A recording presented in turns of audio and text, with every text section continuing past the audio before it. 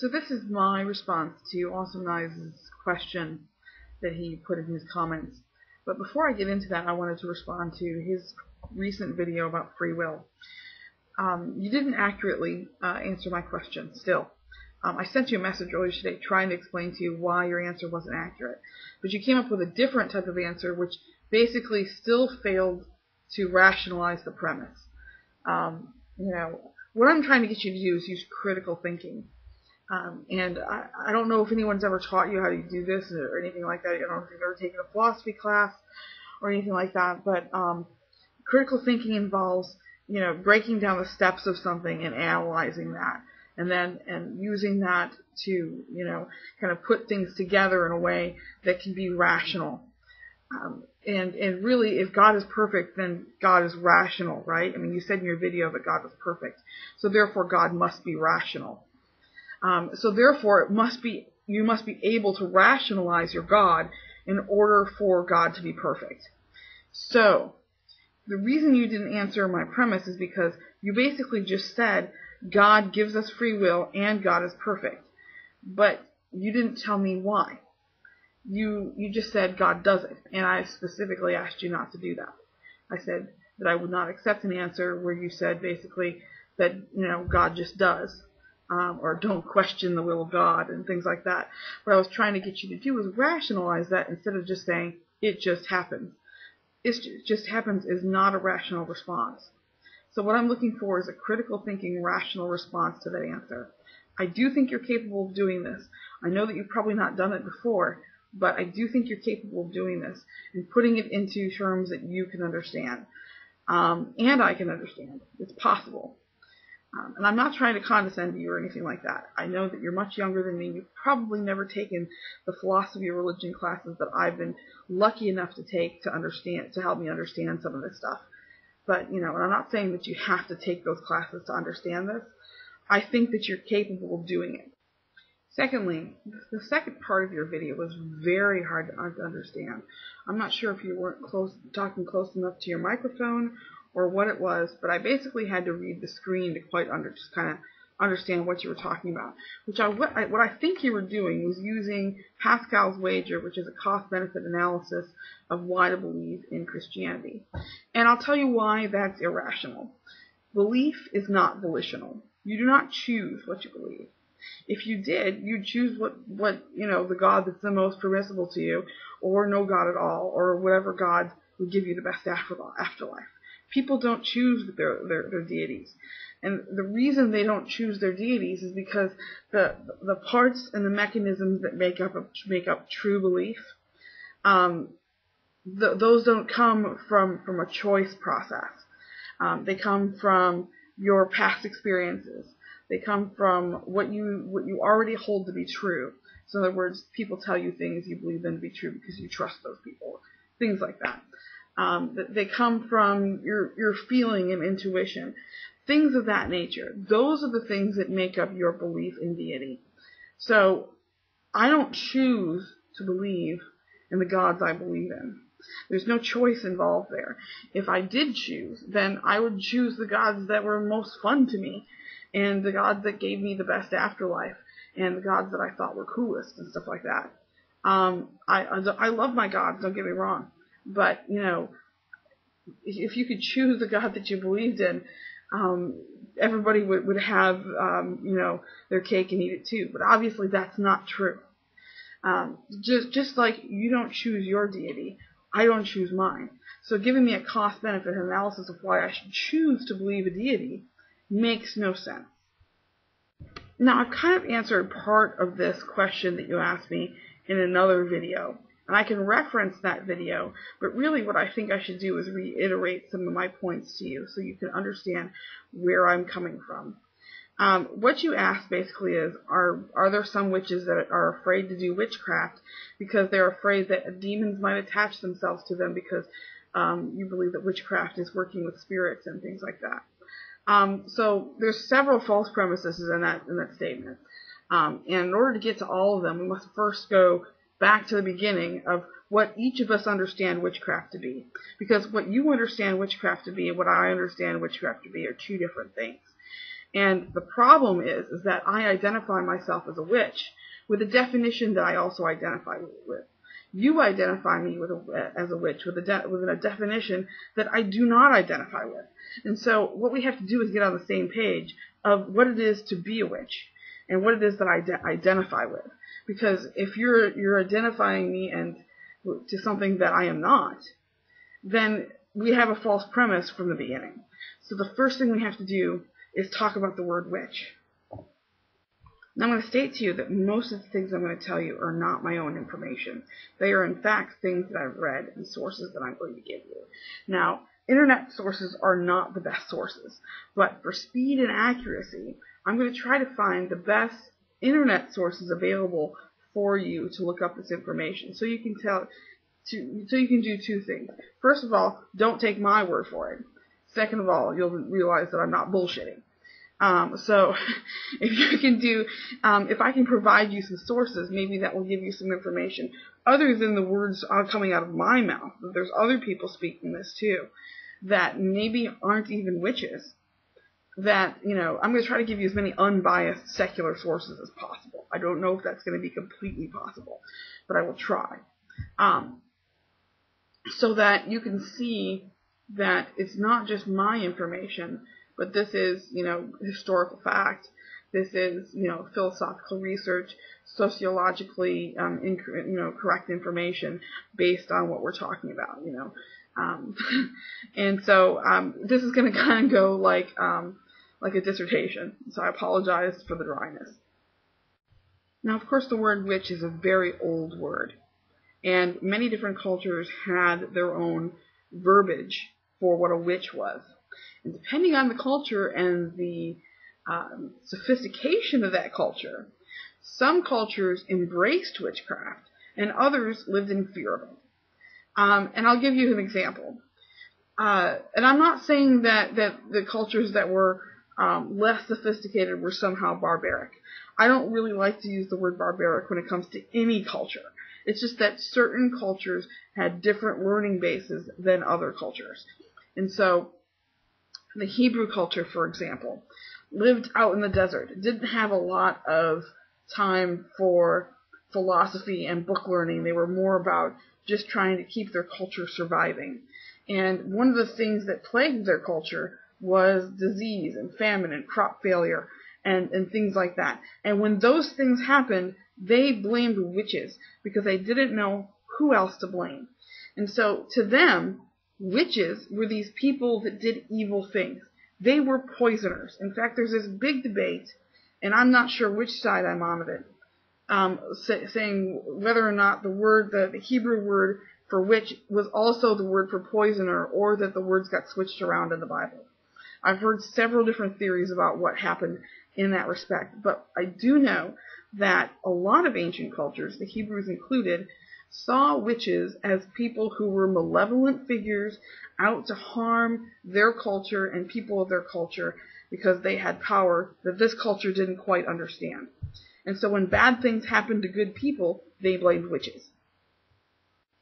So to them, regardless of whether you think the word was witch or poisoner, if you think of the words as almost synonymous, as a witch being this, filth casting, person, if you said that word to a Hebrew would understand it as this bad person. So, of course, when you hear things like thou shalt not suffer a witch to live, they were trying to weed out bad people within their culture. And to them, bad people were witches. But that doesn't necessarily mean that witches in all cultures were bad. Just people that they understood were bad, they called witches. Now, other cultures had different perspectives. For example, the Greco-Roman culture has many different mythologies about the empowerment of women and the empowerment of women through witchcraft. For example, the story of Medea. I can't get into all this mythology, but the story of Medea, Circe, and of course the goddess Hecate. These figures were feminine figures who were empowered by witchcraft. And that's not to say that there weren't any male witches as well. In fact, there's also a god of magic in Greek culture that's male. That's Hermes, of course. And there's an entire religion based off of that deity. I don't know if you've ever heard of Hermetic magic, but, Hermes Trismegistus, Hermes the Thrice Great, under his 3 different names. This goes back, centuries, if not, eons. So, to men and women, witchcraft was considered a good thing within Greco-Roman culture. Now, if we know anything about Greco-Roman culture, we know that they were highly sophisticated, highly philosophical people, and they understood witches differently because they didn't fear it. They did not fear it because they understood it better. In fact, many of their scientists and philosophers, like Pythagoras, for example, were heavily involved in the occult. And that's not a bad thing. The occult, this basically means hidden. And to a lot of people back then, especially, knowledge was hidden unless you were, literate and did a lot of different things when it came to, scholarly activities. People like Pythagoras had a lot of hidden knowledge available to them, and they did a lot of experiments and things like that to figure things out about the universe. One of the things that people like Pythagoras figured out about the universe was that the universe had these classical elements. And these are still used today by many, many witches. And this, of course, is rooted in Greek culture. Now, of course, what this leaves us with is 2 different cultures that have 2 different ideas of who witches are. To the Hebrews, witches were these evil people who had power that they didn't understand, and whenever something bad happened, they blamed these witches, and so of course they didn't want to associate with them. And any deity that they believed in would also tell them not to associate with people like this, because that would of course mean that they would be participating in activities like that. So the real message was, don't go around hurting your neighbor. Don't go associating with people like witches and wizards who they considered to be evil, crop destroyers and people who put plagues on other people. Now, ironically, if something happened in a different culture that was bad, for example, the plagues of Egypt and things like that, they attributed that to their deity. I always found that interesting, that if it happened to their culture, it was witches. If it happened to another culture, well, God did it. Now, that's not saying that any cultural perspective is wrong. I'm just saying that from the Hebrew cultural perspective, they're wrong about who I am. They have their own definition of witchcraft and witches that doesn't fall into what I practice. So I hope that helps you understand who I am a little bit for my self-identity, which is that I'm not the witch of the Hebrew culture, which goes around destroying crops and killing people and hurting people. I am the witch from the Greek culture that's about knowledge and understanding and implementing that knowledge into a craft. And that's going to be the second part. Now that we've gone into a little bit of background, let's talk about the word witchcraft and where it comes from.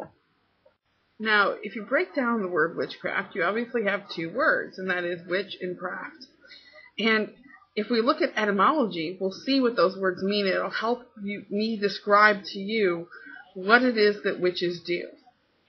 Now, if we look at the etymology of the word witch, the word witch is derived from the word wise. And if we look at the word wise, I'm just going to bring up a definition here from dictionary.com.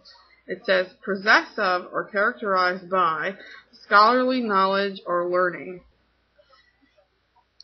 These are people who gain knowledge and have that knowledge at their disposal. If we look at the word craft, we see an art, trade, or occupation requiring special skill. So, if we put these 2 words together, you can see that what witchcraft is the implementation of knowledge. It's not working with demons.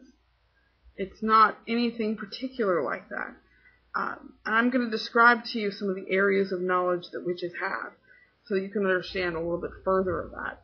But to understand what witchcraft is, you first must understand that it comes from knowledge, not from power or from anything like that. It comes from knowledge. So there's 3 areas of knowledge when it comes to witchcraft. There's knowledge of oneself, which would be anything from dream interpretation to knowledge of one's energy and how to create and control that energy, how to draw energy within to yourself and how to release that energy. Knowledge of one's environment, those things in your environment that bring you positive energy, and those things that have negative energy. Then there's knowledge of one's universe. And for a lot of people, knowledge of the universe includes, knowledge of deity, but not for everybody. Because witchcraft isn't a religion. It's a spiritual practice, but it's not necessarily tied to any specific religious belief.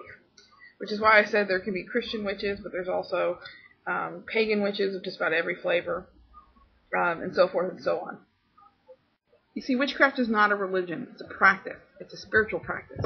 So many religious people practice it, but it's not tied to one specific religion, no matter what anybody tells you. There are religions that are based on the practice of witchcraft, like Wicca, but not all witches are Wiccans, and not all Wiccans practice all manners of witchcraft. But I personally believe that all Wiccans are witches because the religion is based on witchcraft. But not all witches are Wiccans, that's definite. There's plenty of types of witchcraft that have been around far before Wicca. And so that's another thing that a lot of people don't understand, is that we don't all follow the same rules and principles. We all have a lot of the same knowledge base, that occult knowledge that people will keep telling you about, because these areas of knowledge that I'm talking about that witches implement, many of them have to do with the occult. Some of them are just practical knowledge, but many of them have to do with, quote-unquote, the occult. And the occult just means hidden knowledge. And many modern witches will take several different practices and implement them in their daily practice and in their knowledge base. For example, I do a lot of chakra aligning in my path, even though I'm not Hindu, and that comes from Vedic and Indian background, Hindu background. I'm not Hindu, but I understand the wisdom behind the chakras, and therefore incorporate that into my knowledge as a witch. But that doesn't mean that I have to believe in the Hindu religion to do so. As for what you were talking about with working with spirits and stuff like that, you can work with spirits, but what you have to understand is that what we're doing is implementing knowledge. There's no kind of, getting out of witchcraft or getting into witchcraft. You either acquire knowledge or you don't. It'd be like, saying you're getting in and out of bike riding. Once you understand what witchcraft is, it's not something that you need to fear, because it's just knowledge. So there's nothing really evil about knowing something and implementing that knowledge. But what a lot of people fear when they talk about witchcraft is the aspect of witchcraft that deals with magic. Of course, magic isn't all that witchcraft is, because witches deal with herbal remedies. We deal with stone vibrations and stuff like that. We deal with, meditation, aligning one's chakras, and dream interpretation, things like that. It's not all magic. We deal with divination and all those types of things. Those things are more passive parts of, witchcraft, about obtaining knowledge from things. But the active part of witchcraft that most people who don't understand what witchcraft is that fear comes from their misunderstanding of magic, and that's what I'm going to go into next. Now, the best definition I know of magic is this: it's the art and science of creating change in accordance with one's will. And the reason I like that definition is it points out that what magic is you sending out energy, your personal energy, with intent to create change.